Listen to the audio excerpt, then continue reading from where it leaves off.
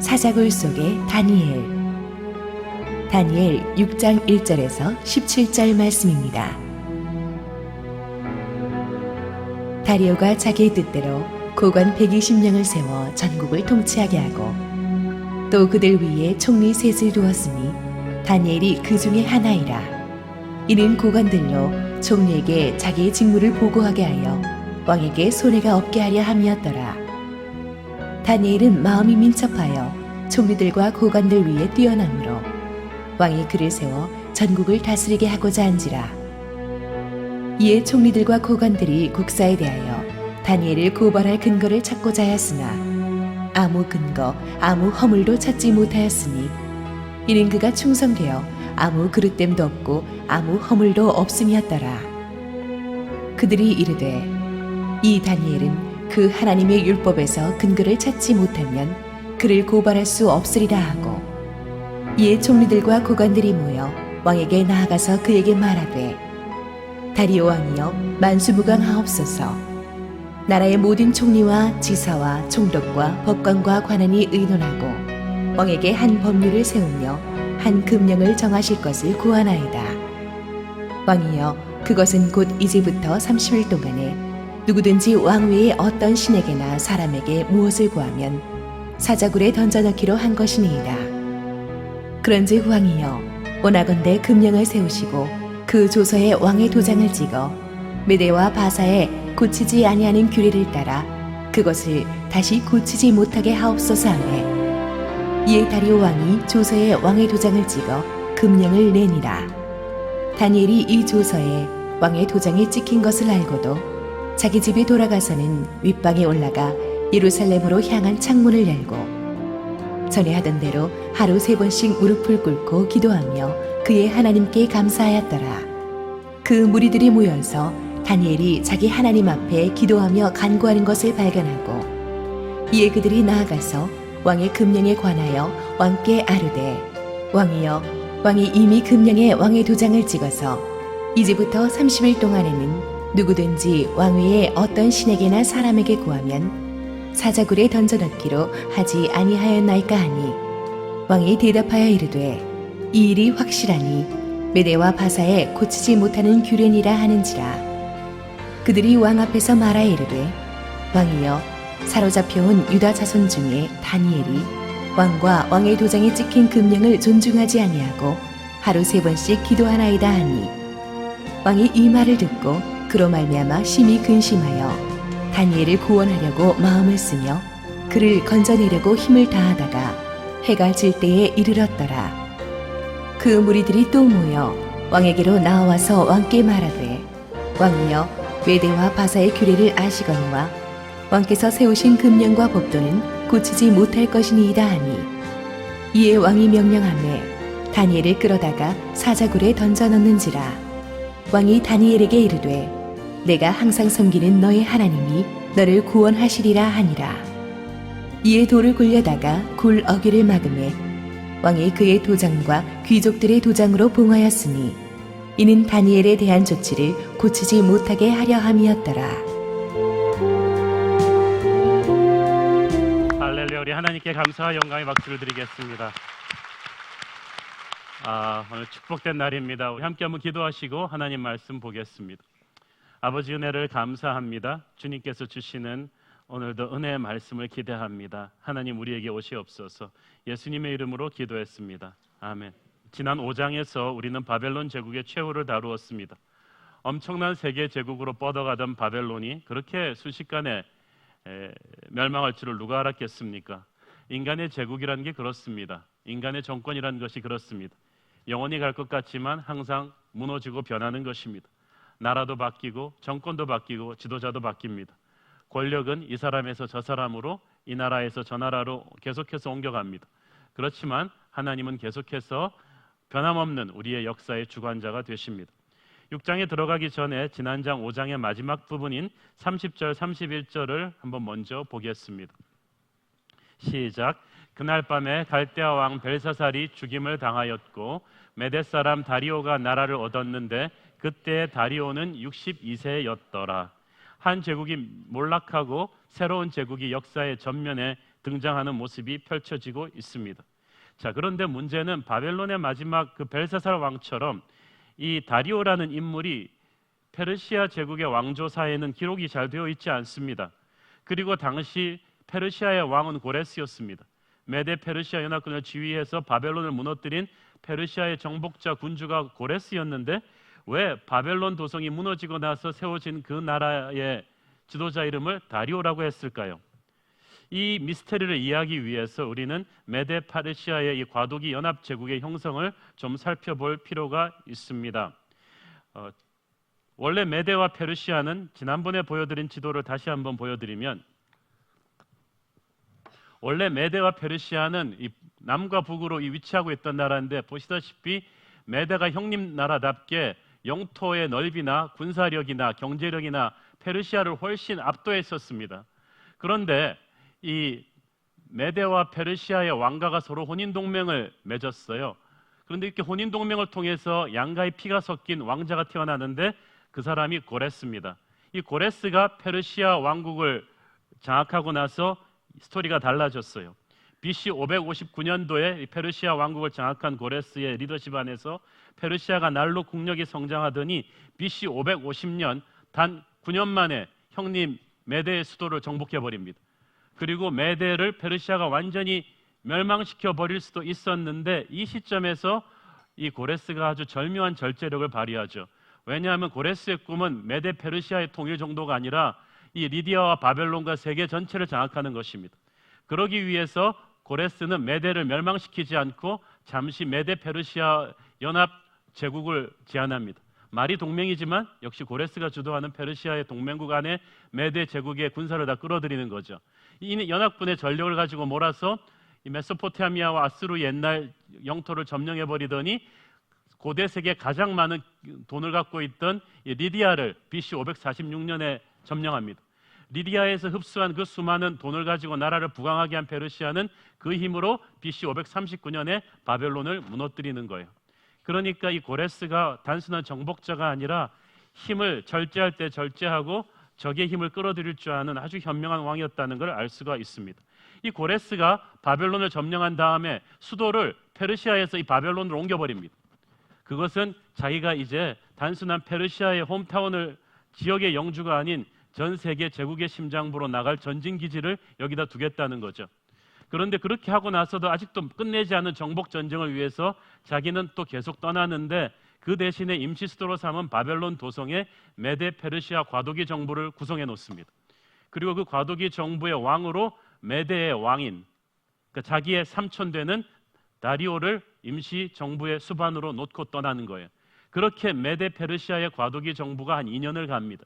지금 다니엘서가 다루고 있는 이 사자굴 사건은 이 메데 페르시아 과도기 정부의 이 다리오 왕이 다스리던 그 2년을 가리키는 것입니다.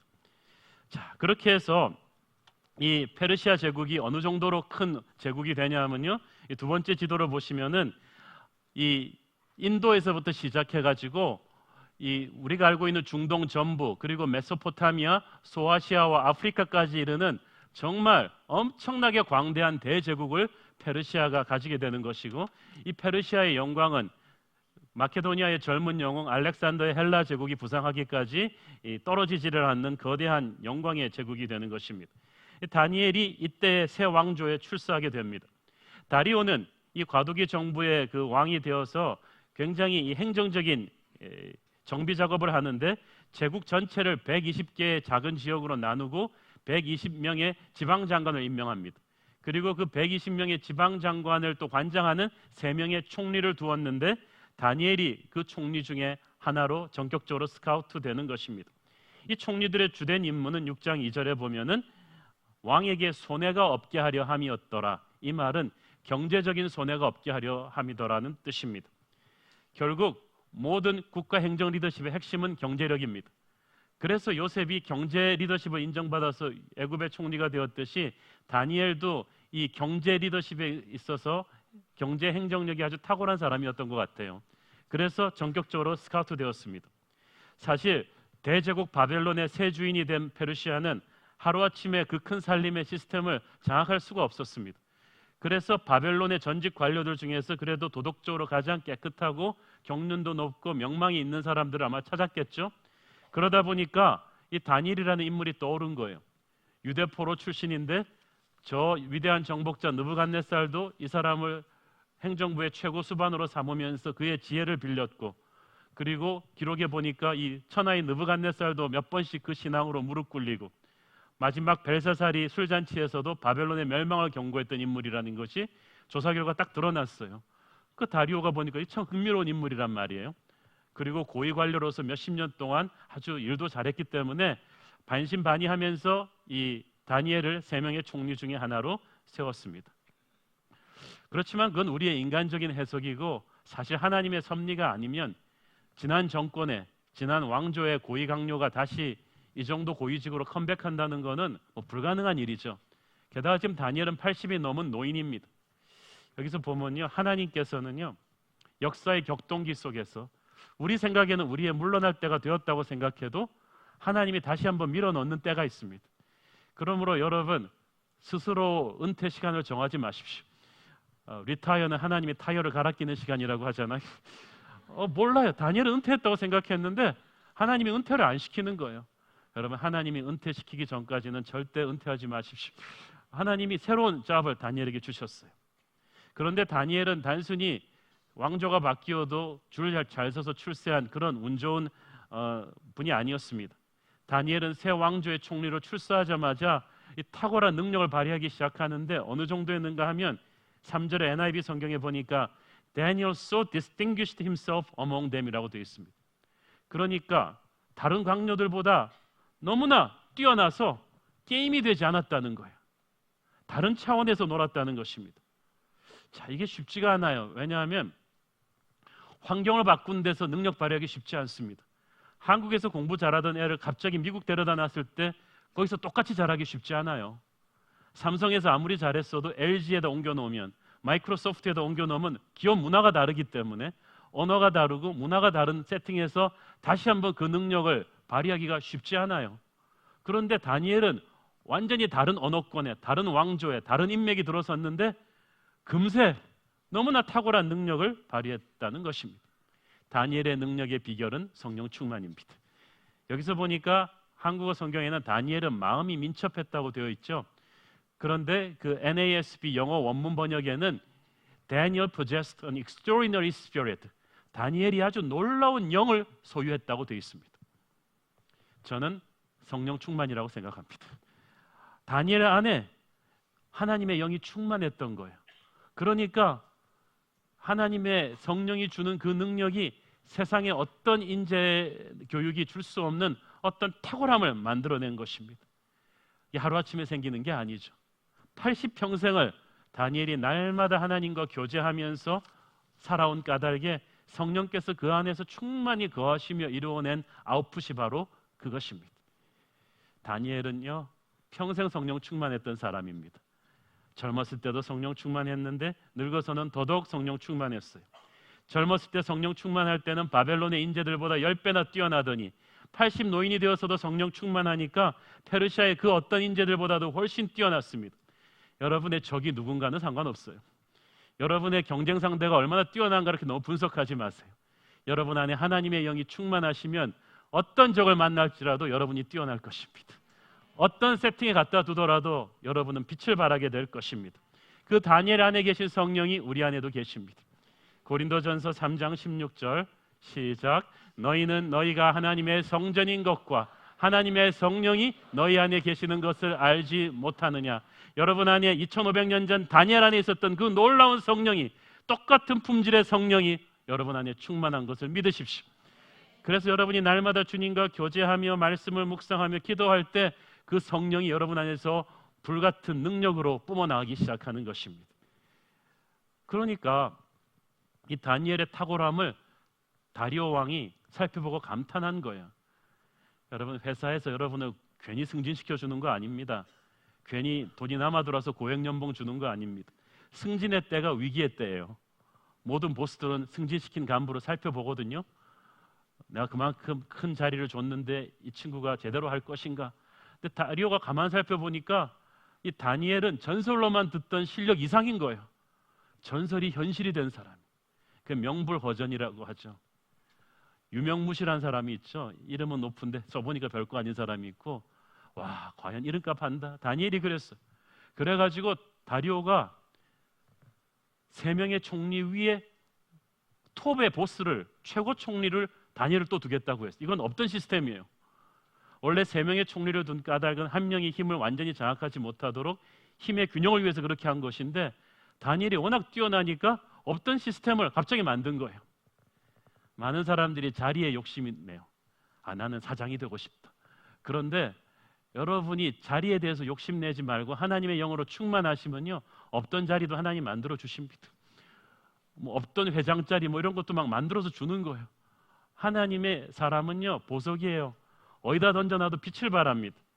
인맥으로 뇌물로 올라간 사람은요, 환경이 바뀌면 추락합니다. 그러나 하나님의 성령으로 올라간 사람은 어떤 환경을 만나도 없던 자리까지 그 사람을 위해서 생기면서 막 올라가는 거예요. 여러분, 높은 자리에 앉는 것에 그렇게 신경 쓰지 마십시오. 하나님의 성령으로 충만하시면 자리는 하나님이 알아서 다 세팅해 주십니다. 일반적인 상황에서 사람이 남보다 승진이 빠르고 다니엘처럼 탁월하면 이 죄 많은 세상에서는 시기와 질투의 대상이 되죠. 특히 여러분 생각해 보세요. 페르시아의 다른 관료들은 왕과 함께 20년이 넘도록 치열한 정복 전쟁을 통해서 여기까지 올라온 사람들이에요. 개국 공신이란 말이에요. 그런데 다니엘은 80 노인에다가 멸망시킨 왕조의 고위 강료 출신이에요. 그런 사람을 그 세 총리 중에 하나로 쓴 것만도 배알이 아팠는데, 이제는 자기들 위에 최고 톱으로 놓겠다는 거예요. 그러니까 이 페르시아 왕과 함께 이때까지 운명을 같이 했던 개국 공신들은 멘붕이 온 거죠. 도대체 쟤는 뭐냐? 그래서 이 4절에 보니까 이 불만 세력의 핵심 인물이 총리들과 고관들이라고 나오죠. 총리가 3명인데 총리들이라니까 다니엘 빼고 다른 2사람이 불만 세력 지방 장관들을 딱 모은 거지. 이럴 수는 없다. 우리 페르시아 토종들이 이렇게 굴러온 돌에게 밀릴 수는 없다. 그래서 근데 눈치를 보니까 다리오 왕의 결심은 확고해요. 여기서 방법은 오직 하나, 왕도 어쩔 수 없는 다니엘의 약점을 잡는 거예요. 그래서 다니엘 청문회가 시작됩니다. 비밀 청문회가 시작돼서 국정원, 세무서 다 붙어가지고 검찰 다 붙어서 다니엘을 털기 시작합니다. 털어서 먼지 안 나는 놈 없다. 털었어요. 털고 털었는데 기가 차는 거예요. 털어서 먼지 안 나는 놈이 있었던 거지. 다니엘이에요. 우리는 여기서 크리스찬이 세상의 빛과 소금이 된다는 것이 무엇을 의미하는지 다니엘 청문회를 통해서 우리가 알 수가 있습니다. 4절을 보니까 그들이 먼저 국사에 대해서 다니엘의 약점을 찾고자 했다고 했습니다. 그 말은 업무 처리 능력에 있어서 빈틈이 없는가를 본 거예요. 50년이 넘게 바벨론에서 공직생활을 했다니까 서류 하나 사인 실수한 거 있겠지. 예산안 작성하다가 공 몇 개 빼놓은 거 있겠지. 누구 좀 뒷돈 받은 거 하나라도 있겠지. 50년을 했는데 털었는데 없어요. 사무행정 능력이 오히려 탁월하다는 것만 자꾸 입증이 되는 거죠. 저는 여러분이 맡고 있는 세상의 전문 분야에서 이런 레퓨테이션을 쌓을 수 있도록 노력하십시오. 카센터를 운영하신다면 여러분이 운영하시는 카센터가 한국에서 차를 제일 잘 고치는 곳이 되어야 합니다. 여러분이 단순히 거기다 십자가 갖다 붙인다고 예수 믿으십시오, 그 말 한다고 그게 좋은 게 아니에요. 십자가 갖다 붙여놓고 옆에 불교 믿으시는 분 카센터보다 차가 자꾸 부서진다면 그거는 아니죠. 여러분이 차를 잘 고치셔야 하나님께 영광이 돌리겠지. 여러분이 백화점 매니저라면 그 매장에서 가장 친절하고 효율적으로 일하는 센스 있는 매니저가 되십시오. 그것이 예배입니다. 하나님께서는 그런 사람들을 통해서 결정적인 순간에 하나님의 나라를, 역사를 이루어 가시는 것입니다. 잠언 22장 29절 시작. 네가 자기의 일에 능숙한 사람을 보았느냐? 이러한 사람은 왕 앞에 설 것이요 천한 자 앞에 서지 아니하리라. 능숙한 사람, skilled in his work, 맡은 일에 전문가가 되라는 것입니다. 저는 우리 크리스천들이 예배하는 심정으로 각자 자기 맡은 분야에서 전문가가 되기를 바랍니다. 두 번째로는 도덕성이 깨끗했어요. 아무 그릇됨이 없다는 말은 no corruption, 부패하지 않았다는 뜻입니다. 오늘날 크리스천들의 위기는 삶에서 거룩이 없다는 것입니다. 세상에서 돈 문제, 여자 문제 너무 많이 걸리고 거짓말 너무 많이 하고 부정부패 너무 많이 연루돼 있고 술자리에서 실수하는 것에 크리스천들이 너무나 많습니다. 교회가 새로워져야 합니다. 세상의 도덕과 윤리의 표준이 될 정도로 깨끗해져야 합니다. 세상이 악하기 때문에 역설적으로 교회는 더 거룩해질 것을 요구하실 거예요. 거룩과 순결이 없는 교회는 결코 세상을 변화시키지 못합니다. 특히 이제 막 사회생활 시작하는 우리 새로운 교회 청년들, 제가 다짐을 두고 싶습니다. 여러분, 깨끗하게 살기로 결심하십시오. 성적으로 깨끗하십시오. 여러분, 이건 사생활 문제라고 교회가 참견해서 안 된다고 말하지 마세요. 결혼하기 전까지 여러분 성적으로 순결하시고, 결혼하고 나서도 평생 배우자 외에는 성적으로 순결하십시오. 돈을 조심하십시오. 술자리를 조심하십시오. 조금만 빈틈을 주면 세상 권세가 여러분의 도덕성을 흠집내려고 달려들 것입니다. 왜냐하면 반도체 칩에 먼지가 들어가면 아무리 비싼 반도체 칩도 무용지물이 되듯이, 하나님의 사람이 아무리 능력이 탁월해도 그 도덕성에 흠집이 가면 그는 무기력해지고 맙니다. 거룩을 잃어버린 크리스천은 결코 세상의 어둠을 몰아낼 수가 없습니다. 어둠의 편이 되어버린 빛은 결코 어둠을 밝힐 수가 없습니다. 저는 여러분이 평생 깨끗한 도덕성을 갖출 수 있도록 하나님이 지켜주시기를 바랍니다. 세 번째로 성실해야 됩니다. 아무 허물이 없었다는 말은 not negligent, 이 말은 자기 맡은 일을 성실하고 확실하게 마무리했다는 뜻입니다. 책임감이 강했다는 거죠. 우리 크리스천들이 세상 일을 하면서 똑똑한 사람들이 요령이 많아요. 건성건성하는 분들이 많습니다. 사장이 없으면은 그냥 대충 일을 해치우는 사람이 많습니다. 어떤 분은 말합니다. 사장님 안 계시면 자기가 큐티한다는 거죠. 안 되죠. 그러면 사장님 안 계셔도 일을 열심히 하셔야죠. 거기서 성경을 보느라 하나님이 참 기특한 내 아들이다 그러지 않는다는 거예요. 예수 안 믿는 일본 사람들도 자기 맡은 일에는 목숨 걸고 책임지는 이쇼 겐메이, 그 장인 정신이 있는데, 예수님을 믿는 우리가 그 정도의 장인 정신도 없어서 쓰겠어요? 저는 여러분 맡은 일에 대해서 파수꾼처럼 확실한 책임감이 있기를 바랍니다. 신뢰도가 있어야 됩니다. 그는 충성되었다고 했습니다. 그 말은 trustworthy, 믿을만했다는 것입니다. 다니엘한테 일을 맡긴 다음에 왕이 잔소리할 필요가 없었어요. 잘하고 있나? 걱정할 필요가 없는 거예요. 여러분은 직장에서 걱정거리가 되지 않기를 바랍니다. 여러분을 관리하는 게 보스의 또 다른 일이 되지 않기를 바랍니다. 저 친구는 믿을 수가 없어라는 시선으로 상사와 직원들과 고객이 바라본다면 도대체 무슨 일을 할 수 있겠습니까? 그런데 다니엘은 성실해, 신뢰도가 있는 사람이었어요. 무슨 일을 맡겨도 보증수표였어요. 다니엘의 적들이 얼마나 무섭게 털었겠어요. 다니엘을. 모든 정보기관이 다 붙어서 수십 년의 공직생활을 털었는데 나오지가 않았어요. 흠집이. 우리가 하루 이틀 남을 속일 수는 있고 1, 2년 속일 수는 있지만 수십 년 동안 주구장창 속일 수는 없어요. 그것도 힘듭니다. 그런데 다니엘의 생은 처음부터 끝까지 신실하니까 평생을 하나님께 영광 돌리는 거야. 이것이 중요합니다. 우리는 하나님을 위해서 뭔가를 위대한 일을 하려고 하는데요, 하나님을 위해서 위대한 일을 하기 전에 중요한 것은 그냥 내가 서 있는 자리에서 깨끗한 그릇으로 준비되는 것입니다. 디모데후서 2장 21절 시작. 그러므로 누구든지 이런 것에서 자기를 깨끗하게 하면 귀히 쓰는 그릇이 되어 거룩하고 주인의 쓰심에 합당하며 모든 선한 일에 준비함이 되리라. 많은 분들이 이야기합니다. 어떻게 하면 하나님의 위대한 일을 위해 준비할 수 있습니까?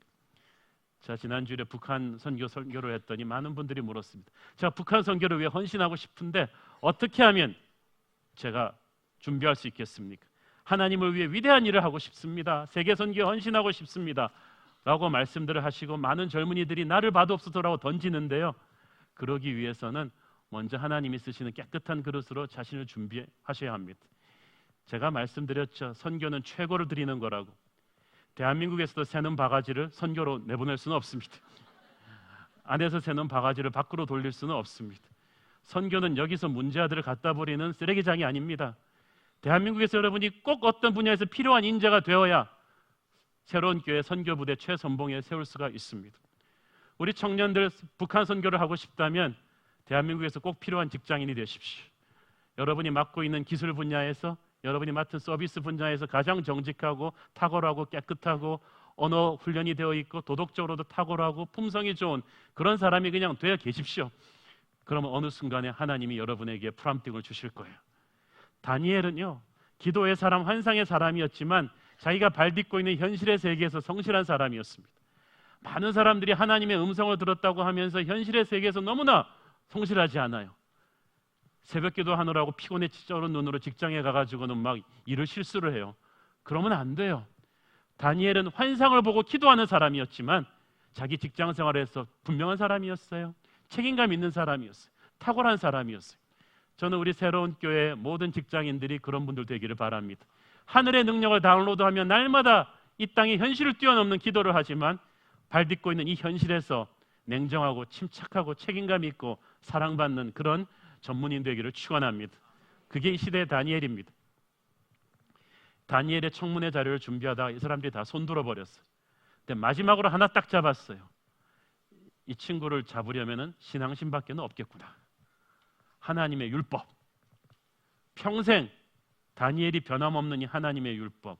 어떻게 보면 장점인데 이 사람들한테는 이게 아킬레스건이 된 거예요. 그런데 우리가 그럴 수 있겠습니까? 우리의 적들이 우리를 탈탈 털었을 때 빌미로 잡을 수 있는 건 신앙심뿐이다. 참 어렵죠. 우리 크리스천들은 요새 반대겠죠. 신앙심 말고는 다 잡혀요, 빌미로. 저는 이 다니엘의 모습 속에서 우리 각자가 주님 앞에 회개할 것이 많다고 봅니다. 우리가 주님 위해서 위대한 일을 하겠다고 막 말하지만 우리 각자의 삶이 주님 쓰시기에 너무 더럽죠. 우리 다니엘서를 공부하면서 우리 모두의 삶이 새롭게 재정비되기를 축원합니다.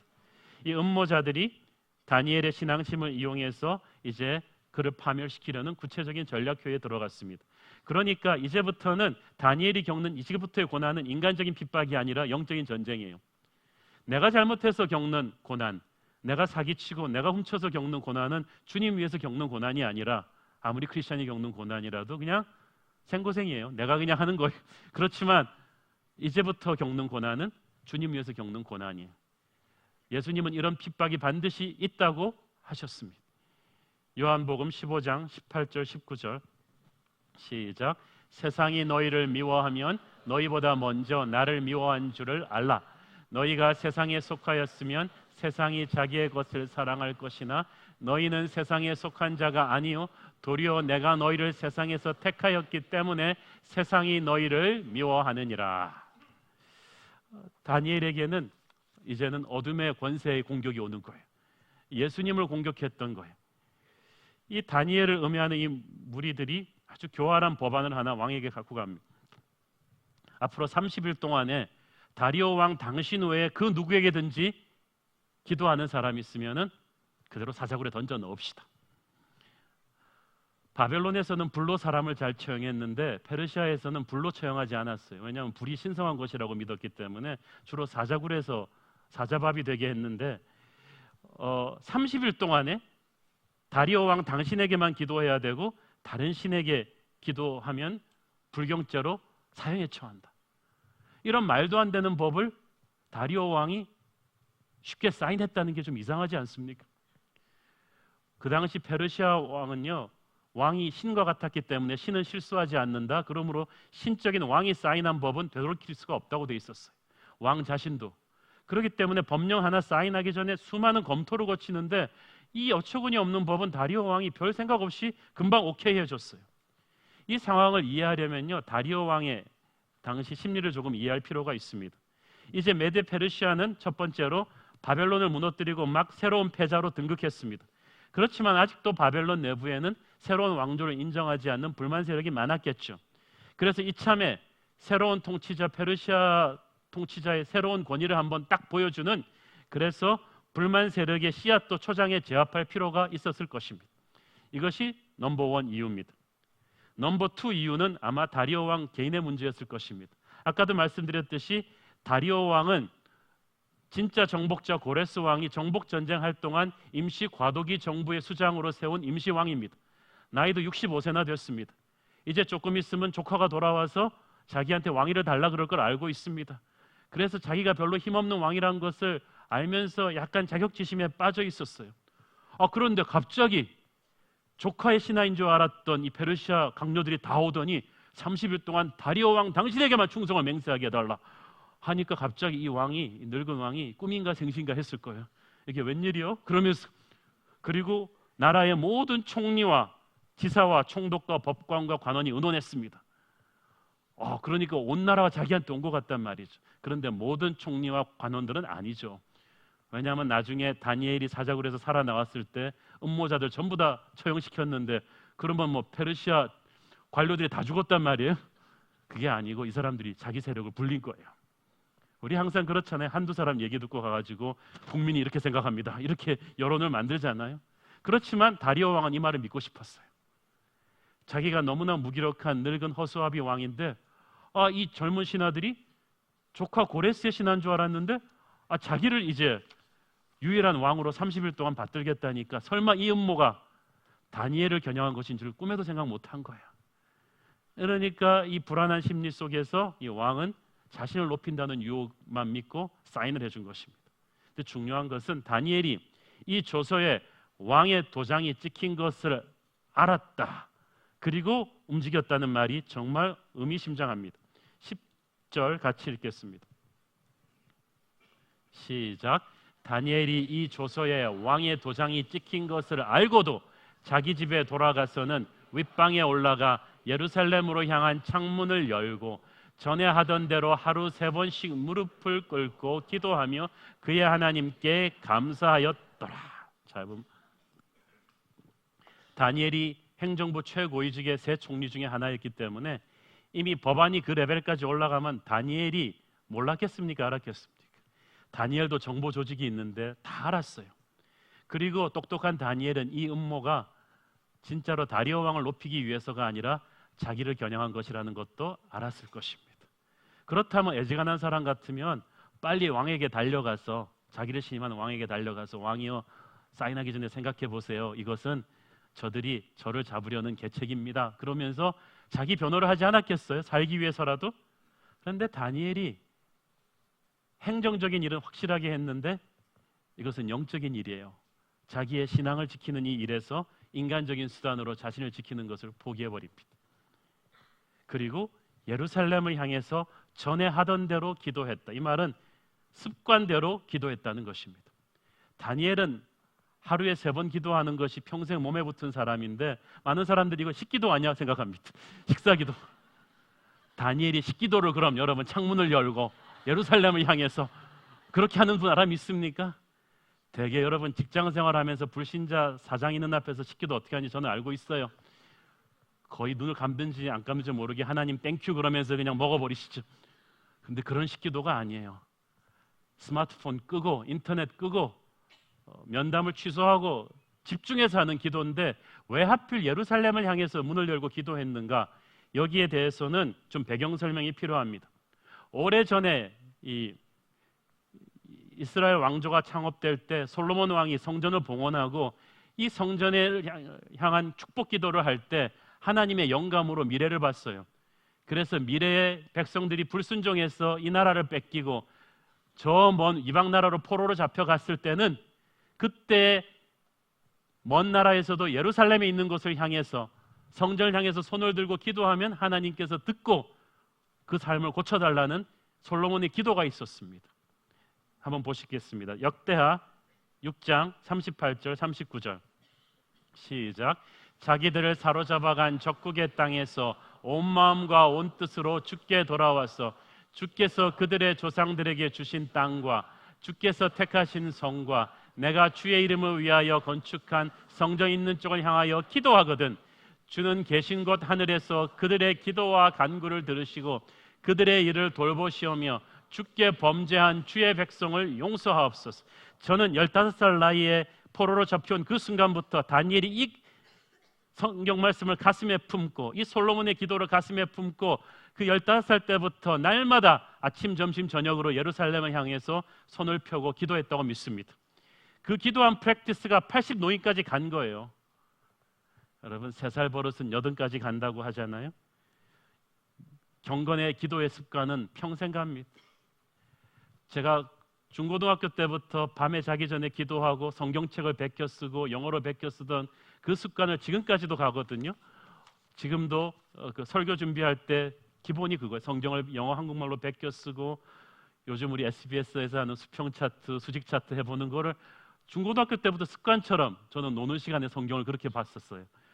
근데 그것이 지금까지도 습관이 돼 있어서 설교 준비가 그렇게 어렵지가 않아요. 저는 여러분 어린 나이부터 우리 교회 아이들이 기도하고 말씀을 보고 예루살렘을 향해서 하는 어떤 영적인 습관이 있었으면 좋겠습니다. 이것이 평생 온 거예요. 그리고 이 기도가 보통 기도가 아닙니다. 10절 후반부에 보니까 다니엘이 그의 하나님께 감사하였더라고 되어 있습니다. 감사의 기도였어요. 여러분, 다니엘은 15살 때부터 인생이 폭풍 같은 운명 속에 기말려 갖고요. 감사할 거리가 별로 없는 상황에 만연던 사람이었어. 하필이면 내가 청소년 때 우리나라가 망할 게 뭐야? 하필이면 내가 포로로 끌려올 게 뭐야? 하필이면 내가 이런 위기에 당할 게 뭐야라는 우리 부모랑 왜 나는 헤어져야 돼? 불평과 원망에 기도할 것이 다니엘의 평생이었는데 다니엘은 평생 예루살렘을 향해서 감사 기도로 해온 거야. 그리고 이때 또 일생일대 위기에 부딪혔을 때 또 감사 기도한 것입니다. 사랑하는 여러분, 감사는 상황에 맞춰서 하는 것이 아니라 평소 삶의 습관입니다. 여러분의 태도 자체가 그렇게 돼야 됩니다. 지금 염려와 근심이 가장 많은 분들, 이 순간에 이해할 수 없을 때라도 하나님의 선하신 뜻을 믿고 감사하지 않겠습니까? 그것이 여러분 삶의 패턴으로 굳기를 바랍니다. 감사는 믿음으로 하는 거예요. 빌립보서 4장 6절 시작. 아무것도 염려하지 말고 다만 모든 일에 기도와 간구로 너희 구할 것을 감사함으로 하나님께 아뢰라. 감사는 기도로 싣고 가는 로켓탄입니다. 감사함으로 아뢰라는 거지. 하나님 너무 감사해서 그러는데요, 저 좀 살려주시죠. 하나님 너무 감사해서 그러는데요, 돈이 필요합니다. 이렇게 말하라는 거예요. 하나님 어떻게 돈을 씨가 말랐습니까? 하나님 나한테 어떻게 이럴 수 있어요? 그게 아니라 하나님 너무 감사해서 그러는데요, 사자 입을 좀 막아주시죠. 하나님 너무 감사해서 그러는데 상황이 이렇게 되었습니다. 저는 자기를 함정에 빠뜨리려는 이 무서운 법령이 발표된 것을 알고도 하나님 앞에 나와서 뻔히 적이 노리고 있는 CCTV 카메라 앞에 딱 가서 기도하는 이 다니엘의 이 초연함이 너무나 놀랍습니다. 사실 다니엘은 이때 타협하기 되게 쉽습니다. 30일 동안만 이렇게 보이는 기도 안 하면 되잖아요. 창문을 닫고 한다거나 가슴속으로 한다거나. 그리고 하나님 30일만 이해하십시오. 제가 기도 안 하겠다는 건 아니고 마음으로 하겠습니다. 그래도 누가 뭐라 그러겠어요. 그러나 다니엘은 평생 계속해오던 이 경건의 습관을 끊지를 않았어요. 그리고 다니엘은 알았습니다. 이거 한번 30일 동안 겉으로 기도 안 하고 넘어가면 지금은 넘어가겠지만 계속해서 이 어둠의 세력이 다른 방법으로 자신의 신앙을 공격할 것이기 때문에 여러분, 어떤 영적인 전쟁은요 그냥 겪어야 돼요. 돌아가지 말고. 다니엘의 기도는 목숨을 건 기도입니다. 이 무서운 법령이 발효된 것을 알고도 기도하는 습관 그대로 갔다는 말은 이 예배를 위해서 목숨을 걸었다는 뜻입니다. 여러분은 우리는 예배를 위해서 목숨을 건다는 것이 무슨 뜻인지 모르죠. 어떤 분은 불신자 남편한테 얻어맞으면서 교회 오는 분이 있습니다. 훌륭한 분들입니다. 군대에 가면은 예배 보겠다 그랬다가 상관한테 막 얻어맞고 예배 가는 분이 있습니다.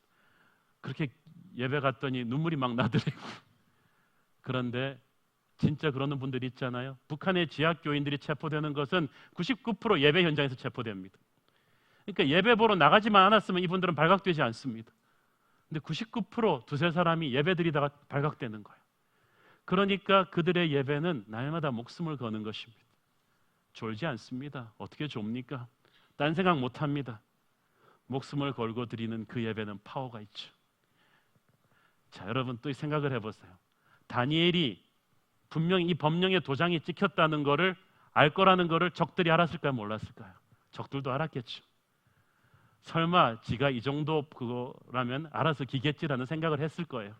적들도 설마 다니엘이 걸릴 게 뻔한데 다시 기도하리라고 믿지는 않았을 거예요. 그런데 사자굴로 가는 거를 알면서 이 법령이 트랩이라는 걸 알면서 다니엘이 또 기도하러 나오는 거예요. 아마 적도 놀랐을 거예요. 음모자들도. 도대체 쟤는 뭐냐? 저 사람의 하나님은 과연 누구냐? 이 말로 설명할 수 없는 이 초연함, 이 담대함. 저는 죽음의 함정에 빠지는 것을 알면서도 예배하러 나오는 이 다니엘의 흐트러짐 없는 모습에서, 그 80세 노인의 그 담대한 모습에서 타임머신으로 거꾸로 가서 15살 어린 나이에 우상에게 바쳐지는 음식을 거절하던 그 소년 다니엘의 담대함을 보는 것입니다. 그리고 그 친구 사드락 메삭 아벳느고의 풀무불에 던져지던 그 담대함을 보는 것입니다. 많은 사람들이 어렸을 때, 젊었을 땐 교회 열심히 나가는 사람들이 있습니다. 그런데 세상 물 좀 먹고 나면은 믿음이 차갑게 식어버리는 분들 너무 많아요. 그런데 다니엘은 아니에요. 에버그린이에요. 중고등부 때도 잘했고 작년부 때도 잘했고 이제 이 황혼의 이 82세의 나이에도 다니엘은 믿음이 변함이 없습니다. 저는 이 80대 노인 다니엘의 이 담대함을 보면서 내가 과연 80이 되었을 때 어떤 모습으로 하나님 앞에 서 있을까를 상상해 보았습니다. 그러면서 제가 생각나는 시편 말씀이 있었어요. 시편 92편 12절 15절 시작. 의인은 종려나무같이 번성하며 레바논의 백향목같이 성장하리로다. 이는 여호와의 집에 심겼으며 우리 하나님의 뜰 안에서 번성하리로다. 그는 늙어도 여전히 결실하며 진액이 풍족하고 빛이 청청하니 여호와의 정직하심과 나의 바위 되심과 그에게는 불의가 없음이 선포되리로다. 아멘. 저는 이 말씀이 노년의 다니엘을 그대로 보여주는 말씀이 아닌가 생각합니다. 저는 이 말씀이 여러분의 인생을 보여주는 말씀이기를 바랍니다. 젊은 나이부터 중년 노년에까지 변함없는 더욱 담대한, 세상이 흔들 수 없는 그런 믿음의 사람으로 서 있기를 바랍니다.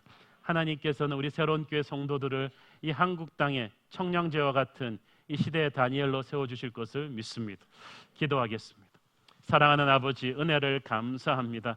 정권이 바뀌고 왕조가 바뀌어서 사람의 눈치를 보던 사람들은 다 낙엽처럼 떨어져도 하나님의 사람 다니엘은 하나님께서 끊임없이 역사의 중심에 세우셨습니다. 수많은 사람들의 질투와 시기와 공격이 있었지만 하나님이 하나님의 사람을 지키심을 믿습니다. 오직 강하고 담대하여 세상이 흠잡을 수 없는 실력과 인품을 갖게 하여 주시고 변함없는 믿음으로 승리하게 하옵소서. 예수님의 이름으로 기도했습니다. 아멘.